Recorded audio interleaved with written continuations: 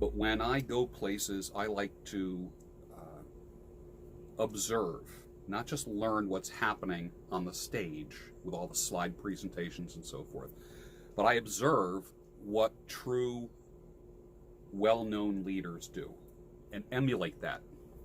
Find something you can emulate, as my friend Dick Vermeil says to his young people.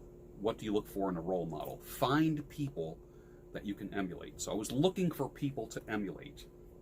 Do I have my shit together? Yes. Do I want more shit together? Yes, of course.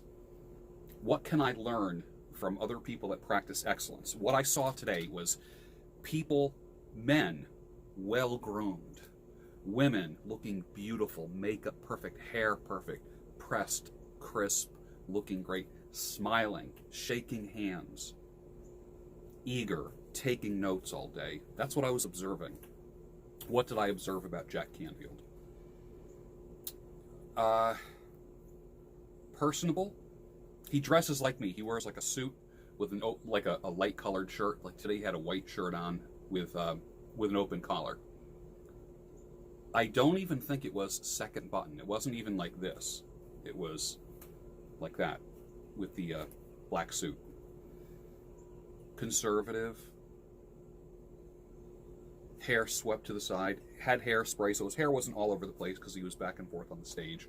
Well put together, 74 years old. Smiling a lot. Tan, like he had spent some time in the sun, had a nice, healthy glow to him. Smiling a lot. Great smile. One of the things, if you just Google the name Jack Canfield and look at the images, Google and then hit images, Google him, and you'll see him smiling a lot. There's not a lot of smirks there. He smiles a lot. And on stage, he smiles a lot.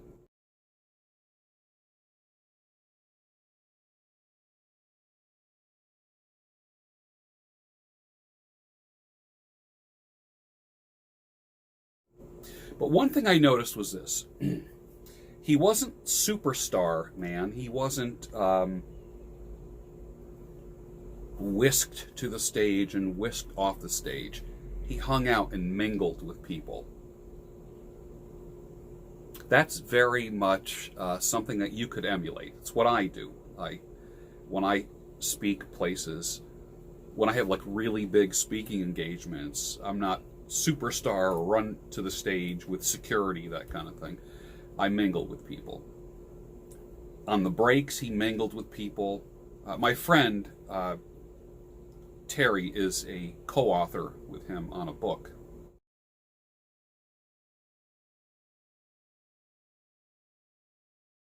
Now, I didn't know him personally. Today was the first day that I met him, and it was nice to meet him.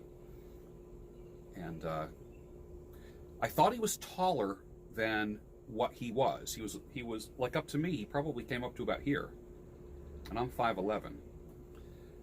So, but he looked taller, and I figured out why. Because he's trim. He's trim. He said something like that he needed to lose weight because he didn't work. He hurt his back and wasn't in the gym, so he put on weight. So he needs to lose 15 pounds. And I don't know if I'm making this up in my head, but I think he said he was 185. I don't know. So if he has to lose 15, he has to get down to 170. Now, my goal is to be at 185. I would love to be able, that's fighting weight for me. So for his height, at about 170, that would be about right. But remember, he's 74 years old. He looks like he's in shape, like what I would call like golf shape. You know how like older golfers are trim and they look in shape? That's how he looked to me. But he looked taller. So when you're trimmer, you look leaner, you look taller. I notice that with myself. When I wear fitted clothing and I'm trimmer, I look taller. What else did I observe? He was nice to strangers, not just to his people and his posse. I like that. And I felt an overall comfort. I watched, that huge room filled with people taking notes. And when he had people do exercises, hold your hand up, do this, do that, like the whole room, everybody was doing what he said. So everybody there was very willing to change and wanted change. But the excellence was overwhelming today. Absolutely overwhelming. Every person that walked in there looked phenomenal. They took it seriously. They took themselves seriously. What are you going to do to take yourself seriously for this time next year? Did you hear something that sparks something inside you that's going to make you look different, feel different, earn differently 1 year from now? It only takes one little thing being sparked. Just one little thing. What is that thing? Are you hanging out with the right people? I've heard Jim Rohn say, you become the average of the 5 people you hang out with.